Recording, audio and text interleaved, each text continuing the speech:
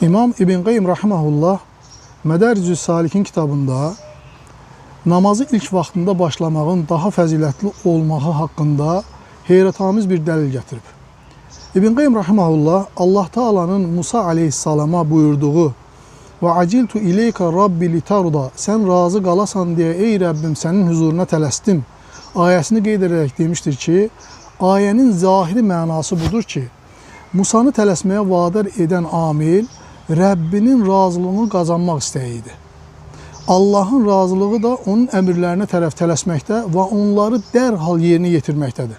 Məhz buna görə də sələflər bu ayəni namazı ilk vaxtında qılmağın daha fəzilətli olmasına dəlil gətirmişdilər. İbn Qayyim rahimehullah deyir ki, Şeyxülislam İbn Teymiyyənin belə dediyini eşitdim. Həqiqətən Rəbbin razılığı onun əmrlərini dərhal yerinə yetirməyə tələsməkdədir.